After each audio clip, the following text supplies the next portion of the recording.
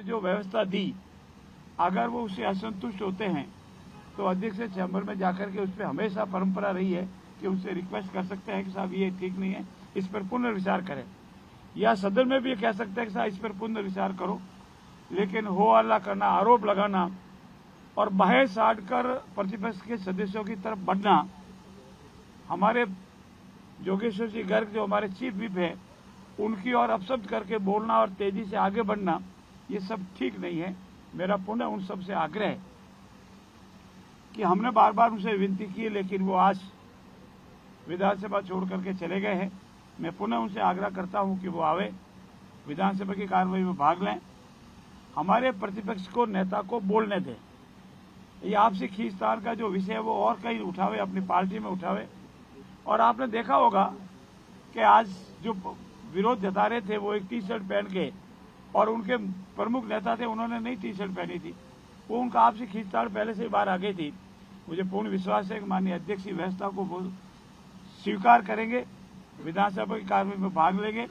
विपक्ष हमारी ताकत है और उस ताकत के आधार पर मैं पूर्ण विश्वास है कि वो कल पूर्व की भांति ये सदन चलेगा, शांतिपूर्ण चलेगा और एप्रोप्रिएशन बिल दोनों पक्षों को सुनने के बाद विधानसभा में पारित होगा।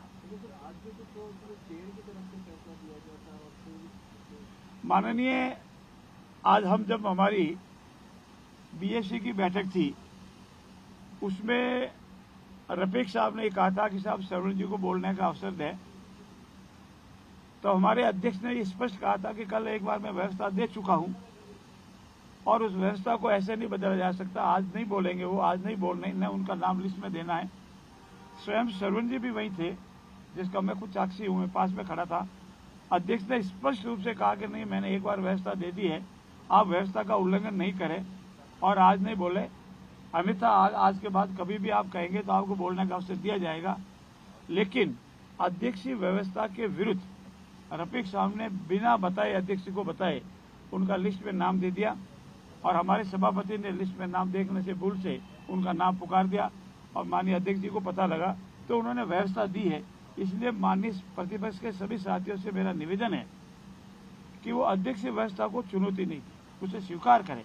हाँ, उनसे वो संतुष्ट नहीं है तो उनसे रिक्वेस्ट कर सकते हैं और अध्यक्ष भले आदमी है, बहुत ही दयालु है, वो कभी भी अपनी व्यवस्था में संशोधन कर सकते हैं, ऐसी कोई बात नहीं है।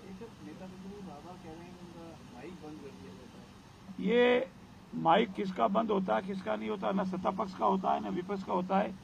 ये विधानसभा सचिवालय की कार्रवाई है और विधानसभा सचिवालय की कार्रवाई को यहाँ मीडिया के सामने नहीं उठाया जा सकता, विधानसभा के बाहर नहीं उठाया जा सकता। अगर इस संबंध में कोई है तो वो विधानसभा में अध्यक्ष से इससे रिक्वेस्ट कर सकते हैं। धन्यवाद।